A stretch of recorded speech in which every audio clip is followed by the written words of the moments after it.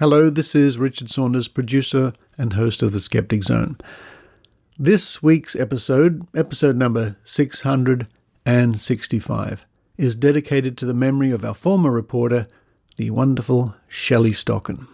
Shelley passed away on Saturday, the 26th of June, 2021. She was surrounded by family, and we send our heartfelt condolences to her friends and to her family. Shelley's reports were interesting, funny, and educational.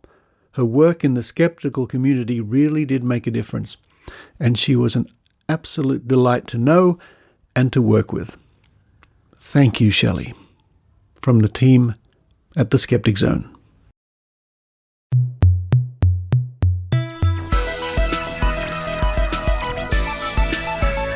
Welcome to the Skeptic Zone, the podcast from Australia for science and reason.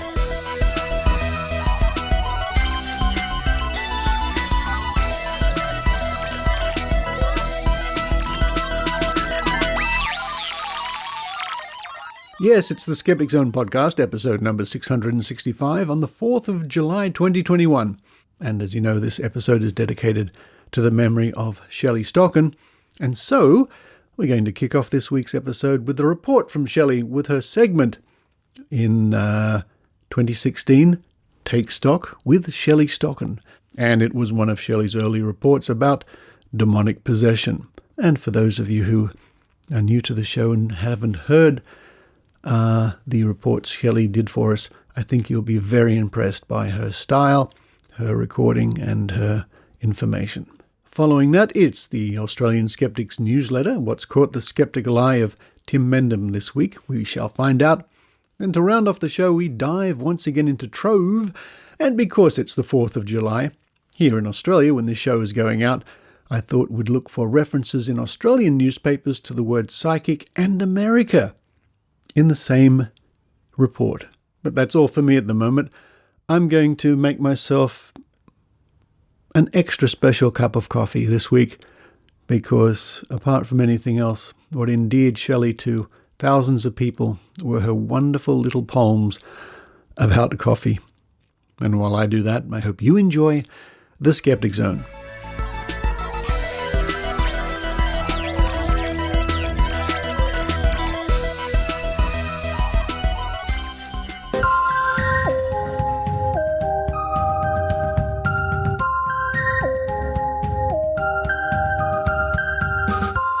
Interesting claims, questioning, Take Stock with Shelley Stocken.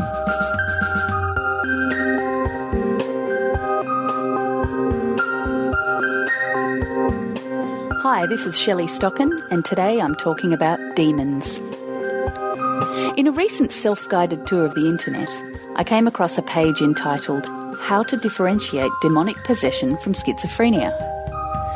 This'll be fun, I thought, lots of head spinning and spewing on bystanders. But as I read on, I realised it wasn't much fun at all. This page was a serious guide for interpreting the unusual behaviour of a loved one and making a spiritual diagnosis. I was stunned to learn that, in some religious circles, demonic possession is still considered a reasonable explanation for mental illness. The page I found was basically a summary of a chapter in a book called Strength for His People by Stephen Waterhouse, the pastor at Westcliff Bible Church in Texas. The church's website describes the book as a biblical perspective on mental illnesses and other family problems.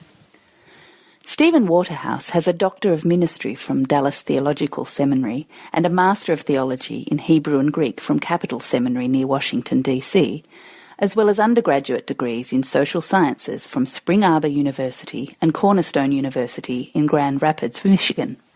So he seems adequately qualified to be a church pastor and a social scientist. His interest in mental health stems largely from his experience with his brother, who was diagnosed with schizophrenia in his teens. I'm certain that Waterhouse's intentions are good, and he only wants to help people to reconcile their belief in supernatural beings and the hardship of mental illness. He has first-hand experience of living with and caring for a seriously ill person and wants to provide support for others going through the same experience. But if, as they say, the road to hell is paved with good intentions, this guy is headed southward. I have no doubt religion provides many troubled people and their families with great comfort, but it has no place in diagnosing mental illness. So let's take a look at what Waterhouse has to say about how to differentiate between schizophrenia and demonic possession. He conveniently breaks the distinction into 6 factors. Factor 1. Attraction to versus aversion to religion. According to Waterhouse, possessed people can't stand talking about Christ, but mentally ill people are fine with it, in many cases even enthusiastically devout. If the affected person is comfortable when the discussion turns to Jesus, doesn't object to an exorcism, or shows a keen interest in religion, then demonic possession is to be ruled out. Earlier in the chapter, the author describes the behaviour of his brother during a schizophrenic episode. He says, "I saw my brother ripping up a Bible and smashing Christian wall decorations." This seems to contradict his assertion that people with schizophrenia are friendly to Jesus. But that's not the only problem with this point. It fails to take into account the person's religious leanings before they started showing symptoms. Do people who have no religion suddenly become religious when they become mentally ill, or suddenly become hostile towards religious figures when possessed? Is it the same pattern for people of different religions?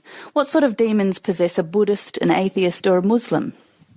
Is religious belief correlated with mental illness? So many questions.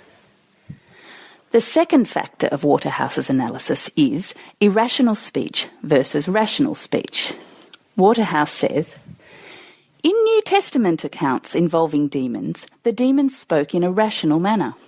Untreated people with schizophrenia will often speak in nonsense and jump rapidly between unrelated topics."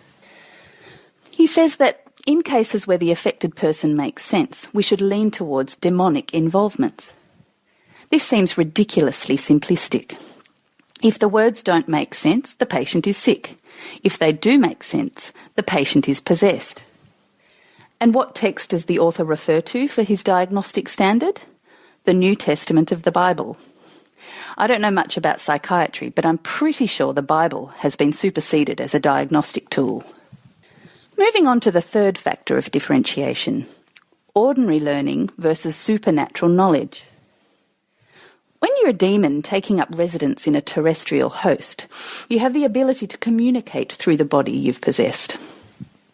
As a result, possessed people may be able to express knowledge and display abilities of which they have no prior learning. Waterhouse says, "Those with a mental illness have no such ability to know facts they have not acquired by normal means of learning."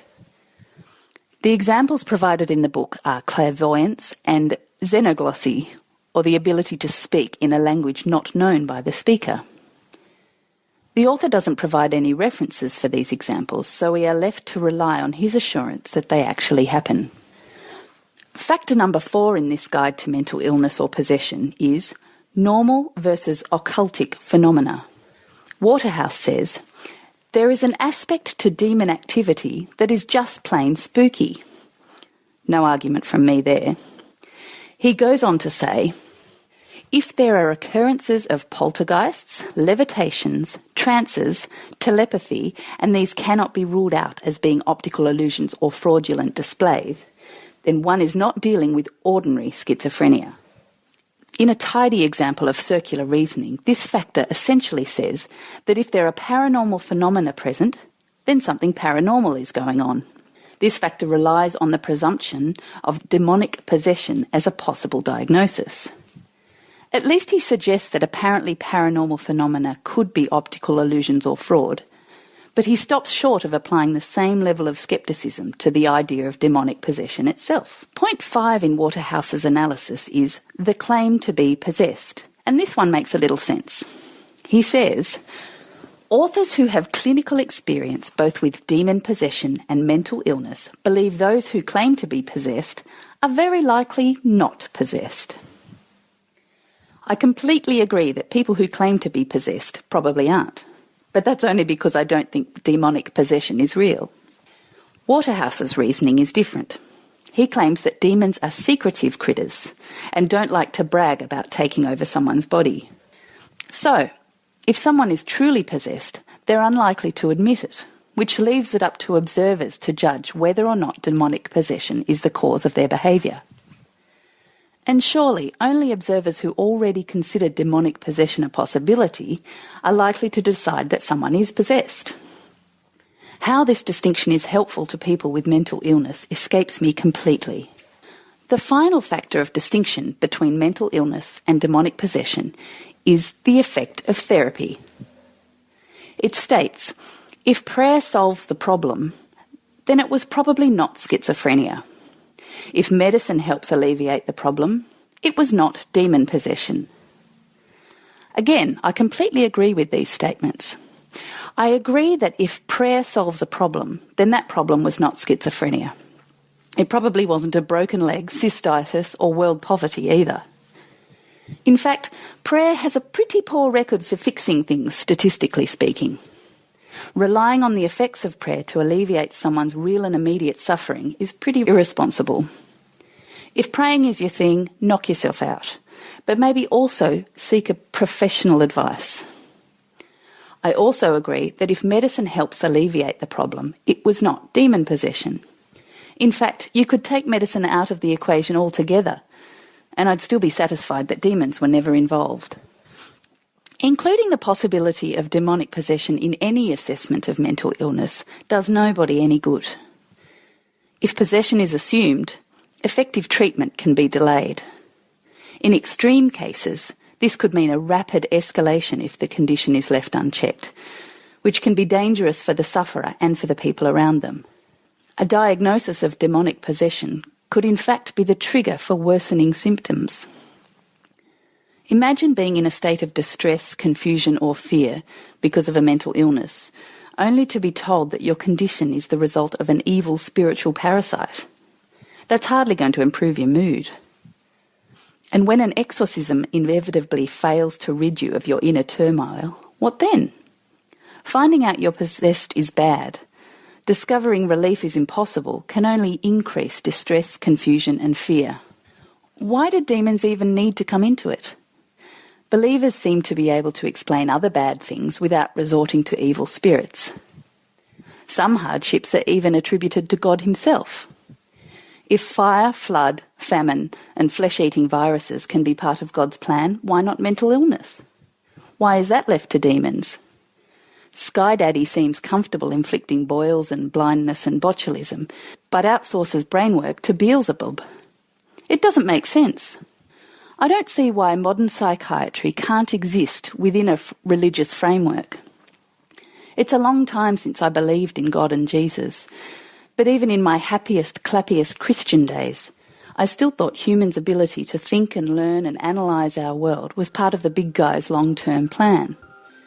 The idea that some of us could study humans closely enough to diagnose and treat mental illness and make life better in a scientific way fit easily into my understanding of what God wanted us to do.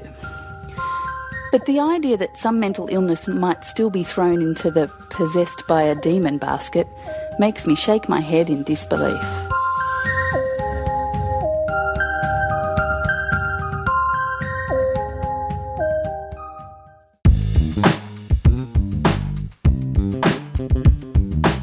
And now a note from our friends at the Canberra Skeptics at canberraskeptics.org.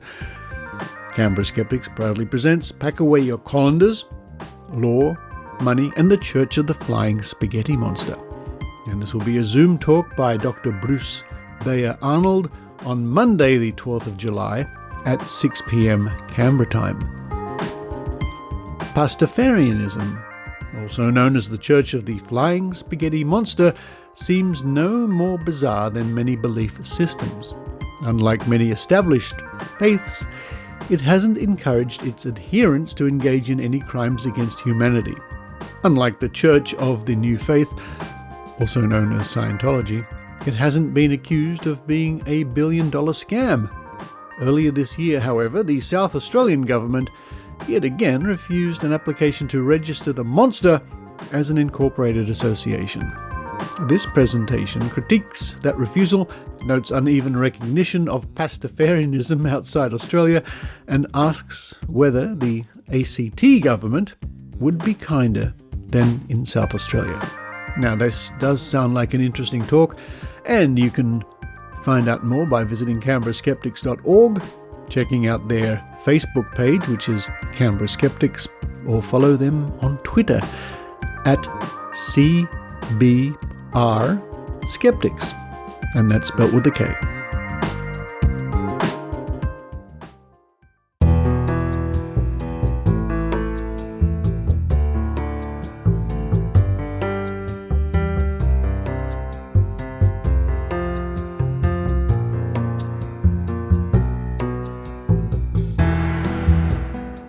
It's time to see what Tim Mendham has prepared for us via the Australian Skeptics newsletter number 126. And you too can get this newsletter delivered to your inbox every other week by subscribing at skeptics.com.au. Hi all, it says the countdown is on for Skepticon in November, the multinational, face-to-face, live streaming super event. No hyperbole intended. Keep your eyes, ears and fingers peeled for the latest information. In other topics, obviously lots of COVID news, still more on UFOs, and the growing contingent of animals that can pick football results, or not, as the case may be. Read on, Tim. Yes, Tim, that's exactly what we'll do. And when you receive the newsletter in your inbox, all these news items are accompanied by the link for more information.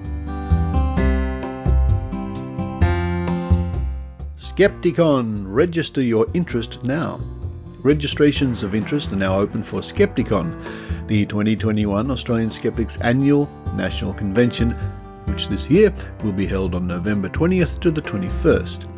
It will be a joint event held by Australian Skeptics in Sydney and New Zealand Skeptics in Wellington, with face-to-face and online participation available, COVID willing.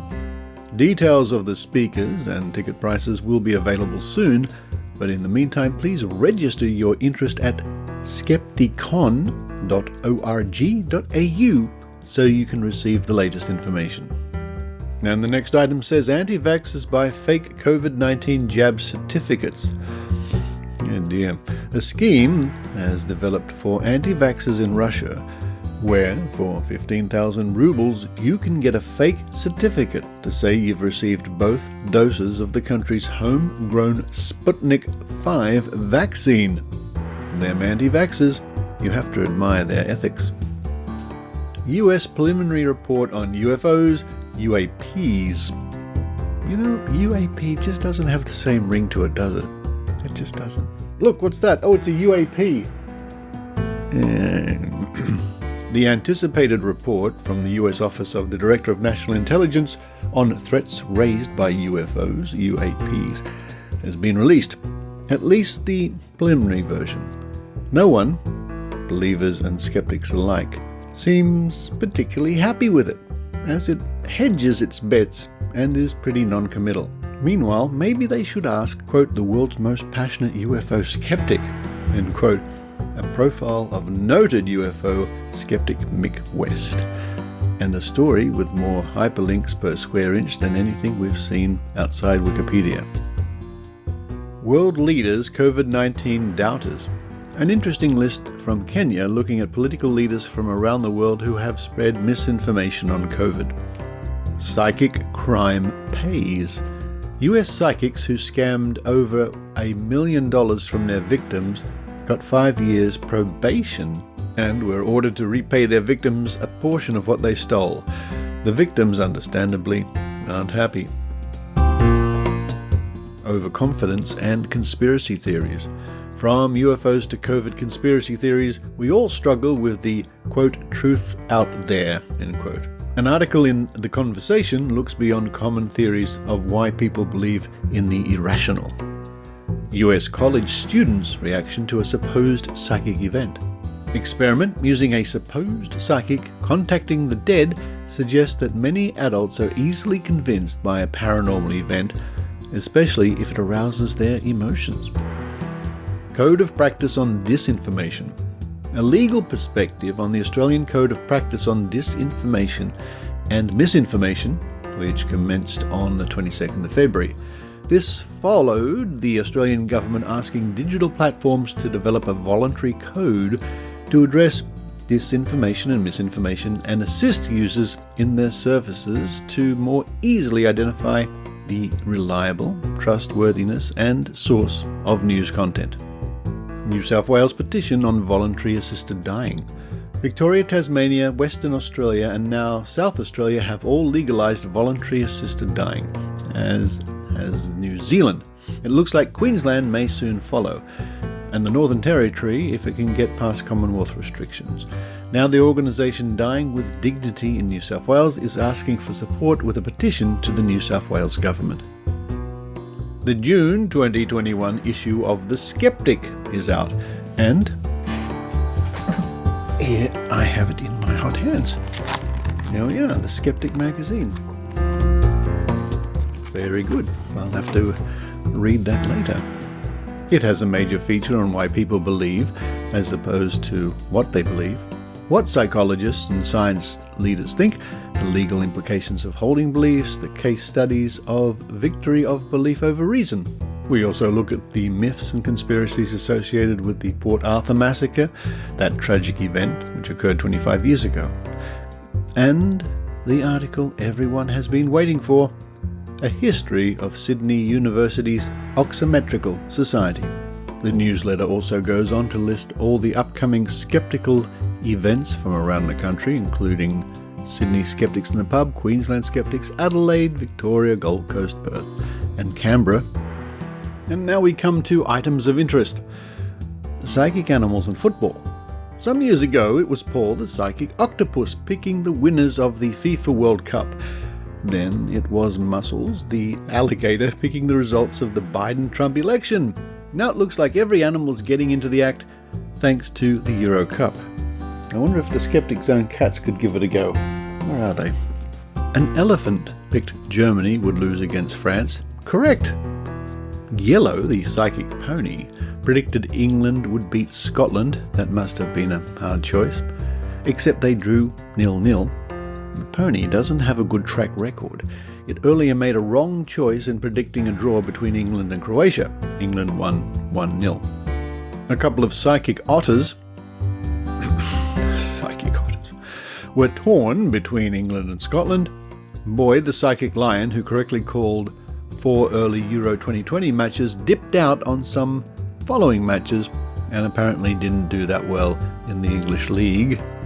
Susie, the pig, picked the England win against Croatia, but prevaricated over a win for England over Scotland. And Achilles, the psychic cat. There you are. You see, you two? Where are you? There are psychic cats, alright? Get your act together. And Achilles, the psychic cat, predicted Italy would beat Turkey in a blowout. And they did. 3-0. Obviously, this is the animal to follow. Meanwhile, Odyssey, the psychic lamb, predicted a win for Hartlepool United against Torquay United in a playoff final result. They drew 1-1. Now, there's lots more in that newsletter for you to enjoy, but the final item is, and a shock horror follow-up, Psychic Wrong-ish. Last newsletter, we mentioned that psychic Georgina Walker, predicting that radio shock jock Carl Sandilands was supposedly going to drown during his birthday bash. Turns out the psychic was wrong. It was a vision that she herself would face looming death. She face-planted at Sandilands' party. She didn't land in the water but fell over when disembarking the cruise they were on. Seems like psychic predictions can ricochet. And there you are, the latest newsletter from Australian Skeptics. There's more in there to read, and you can get that for yourself delivered every other week by subscribing at skeptics.com.au.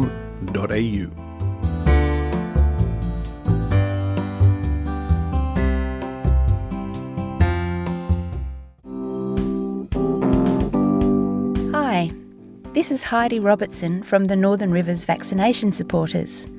We are a group of concerned citizens dedicated to promoting good science and common sense in our region, the far north coast of New South Wales. This area, famous for its natural beauty and relaxed lifestyle, also has the lowest rates of vaccination in Australia. We are out to change that by challenging the myths and misinformation and by providing good evidence-based information to the community. We'd love for you, no matter where you are in the world, to join our fight. Please visit our webpage at www.nrvs.info. We also have a link there to our Facebook page. Tweet us at NRVaxSupporters, that's VAX, and check us out on Wikipedia by searching for Northern Rivers Vaccination Supporters. Thank you.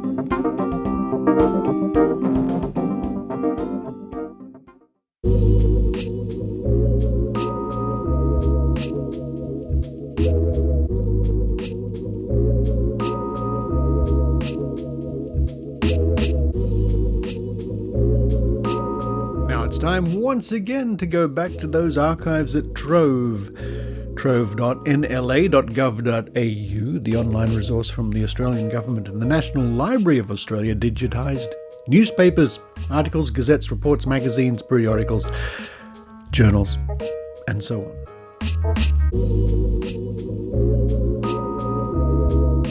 And there is just so much to learn from these pages. Historical reports. We turn to the Mail from Adelaide, South Australia, dated the 24th of December 1927, and incidentally, in honour of the 4th of July, this week we are looking for references to Psychic and America. Psychic Radio, unique American station.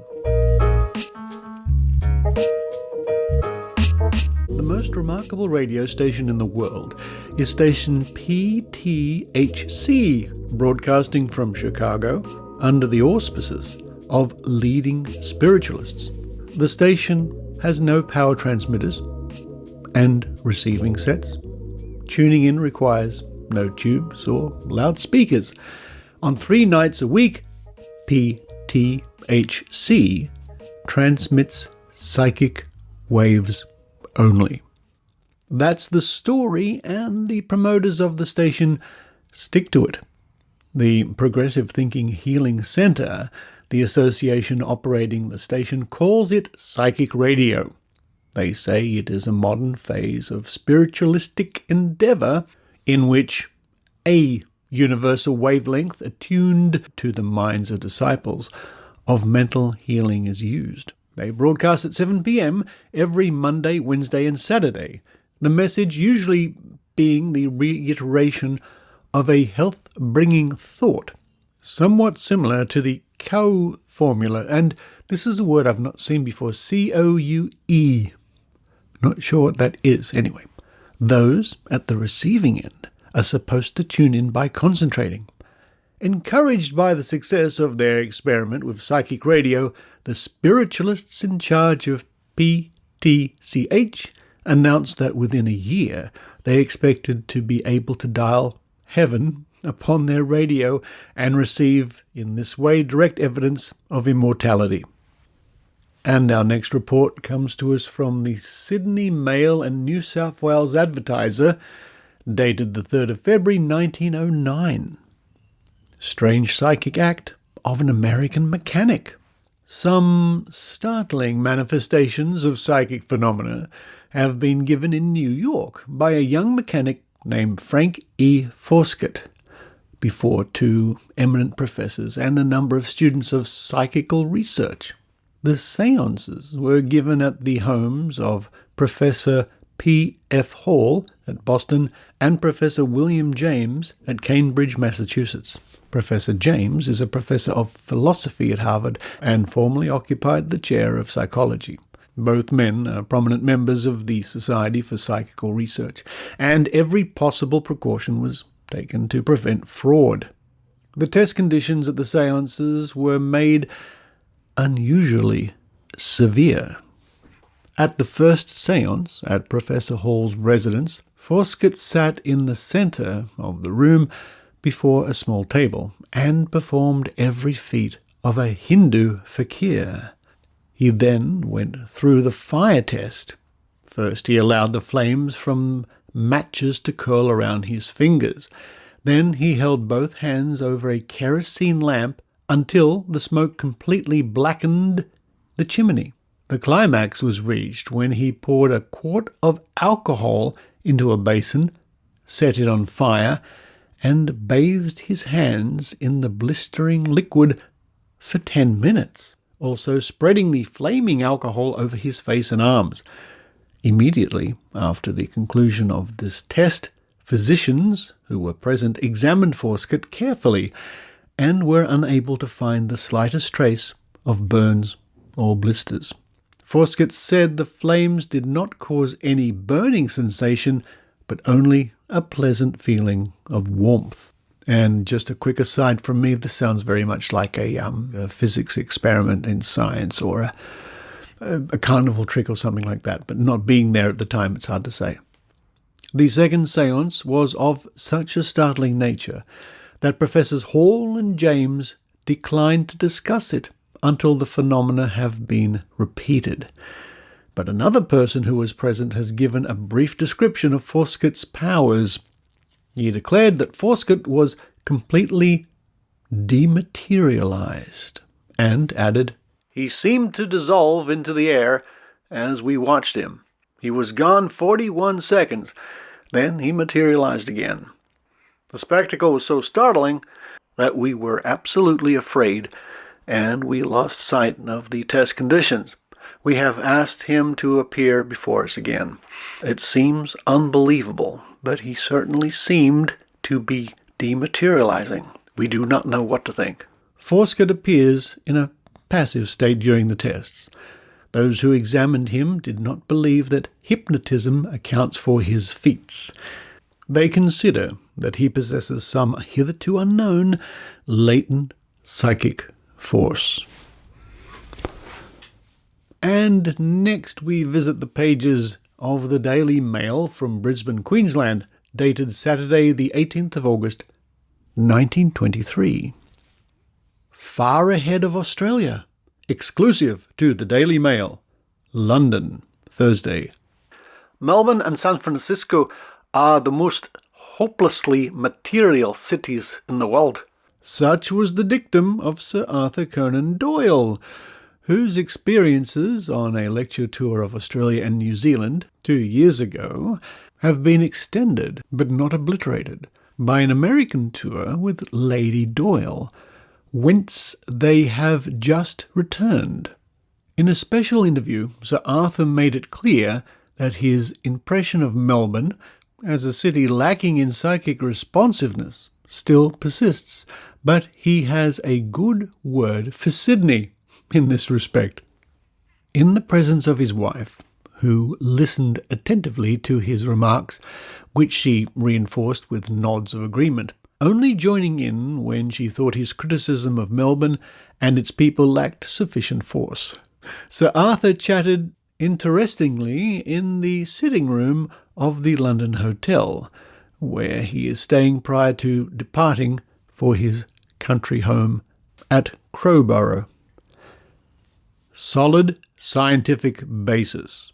America is far ahead of Australia in knowledge of psychic matters, said Sir Arthur Conan Doyle. The American press treats spiritualism with dignity and restraint, as is the case in Sydney, which is on the same level as the large American cities. Other Australian cities, particularly Melbourne, seem reactionary in their views. They fail to realise the vast importance of the subject and its solid scientific basis. I hope this is merely a passing phase. After all, the mentality of the English-speaking races must be the same, the only difference lying in an opportunity of hearing a reasonable and dignified presentation of the subject. I have just delivered 40 lectures in the United States and Canada to crowded audiences in 30 cities, where there were vigorous newspaper discussions, but only one journal took a vigorous line against me.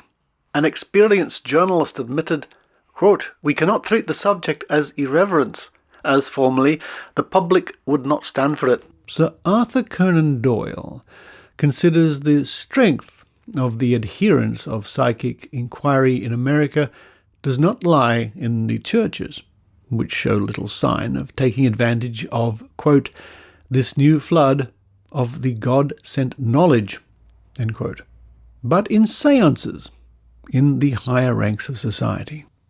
The most intelligent reception here has been from the Church of England, which has held out a friendly hand to spiritualists. Oscar Wilde messages. Do you think spiritual communications with the late President Harding is possible? Sir Arthur Conan Doyle was asked. I have had hundreds of evidences of psychic power, he replied, but the general public does not understand that human beings cannot get into touch with spirits. They must wait until the spirit desires to get in touch with them. We can only prepare conditions to make this possible. I have not studied the evidence of the reported recent spiritual conversations with Oscar Wilde, but some years ago, messages, which were an excellent example of his style, were received describing the Arctic seas as an ocean of foaming jasper. Asked why San Francisco and Melbourne were so materialistic, Sir Arthur Conan Doyle said possibly it was because both were seaports, but did not explain, either physically or otherwise, how Sydney maintained such a high psychic level, despite the handicap of its waterfront.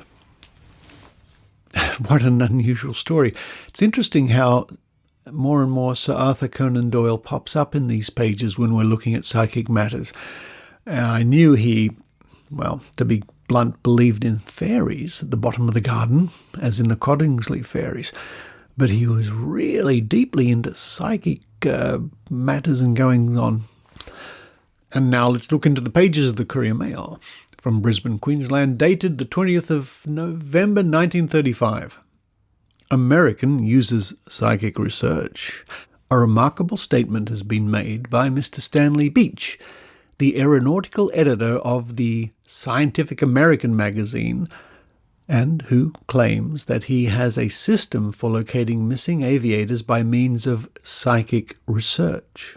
He told a representative of the Australian/Associated Press that he employed a male German medium to attempt to locate Sir Charles Kingsford Smith.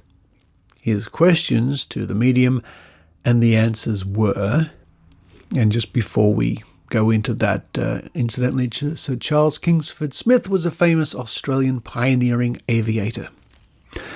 We read on.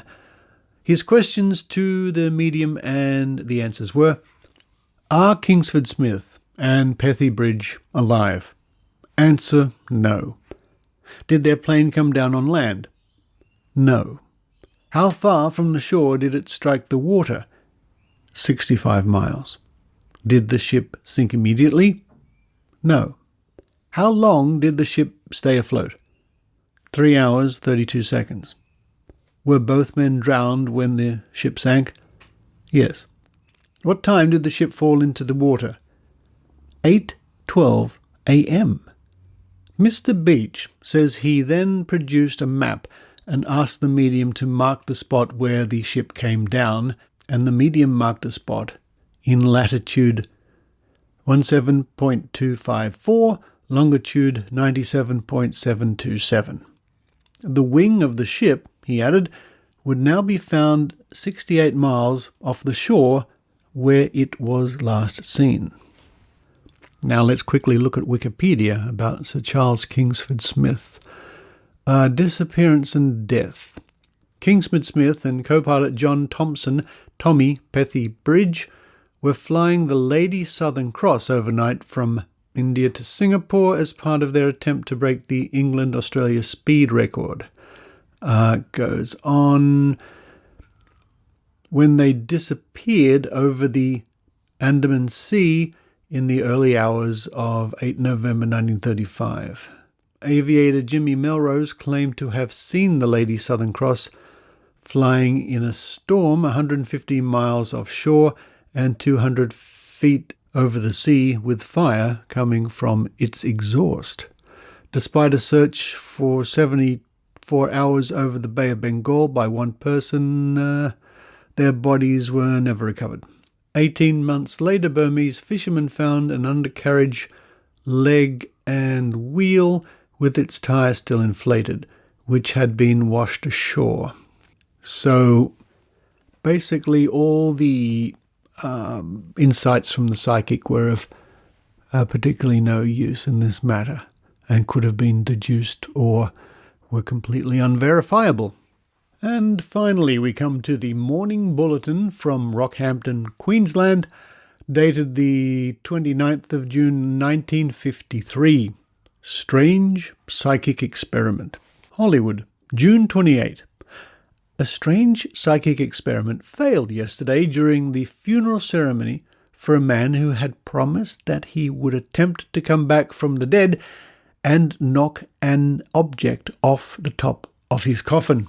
A light plastic cylinder stood unmoving on the open casket of Cyril Jarvis Thorne, a 53-year-old building contractor and student of psychic phenomena, as friends waited silently for more than 5 minutes for something to happen.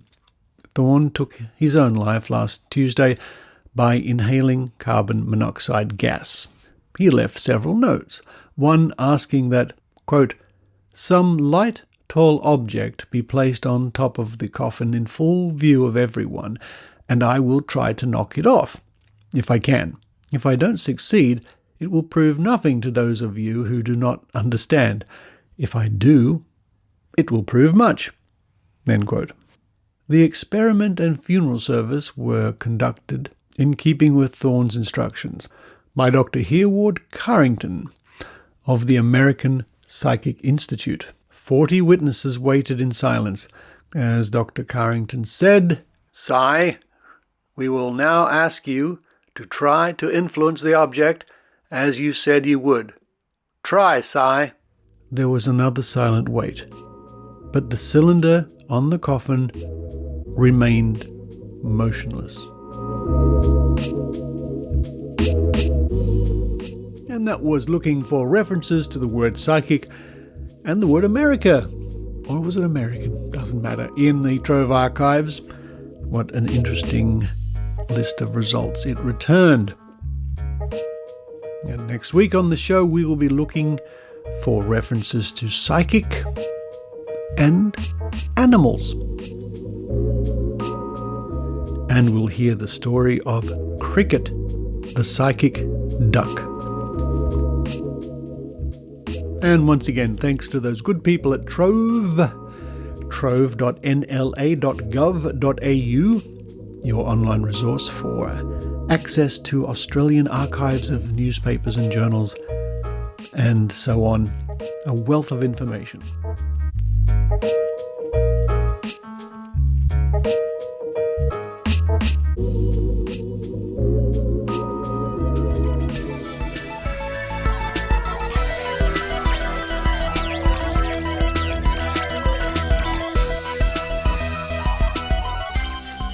Thank you for listening to the Skeptic Zone, and thank you again to Shelley Stocken.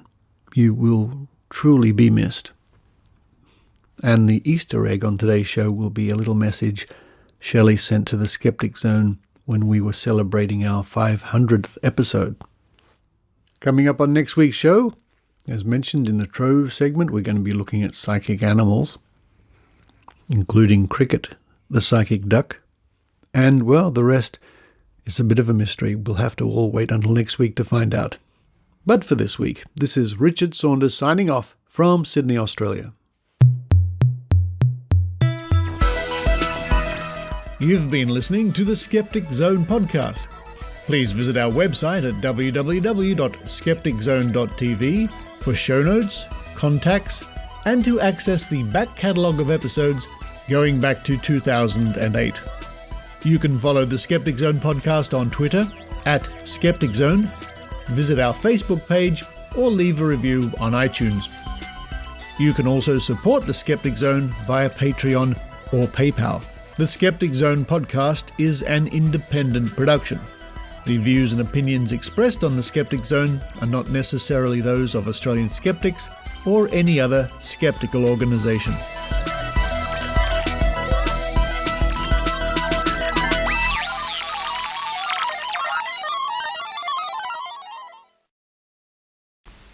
500 episodes ago, when Richard took the mic, he made a little podcast thing, which people seem to like. Now here we are much later, and the Skeptic Zone's still rockin'. Congrats and thanks for having me. With love from Shelley Stocken.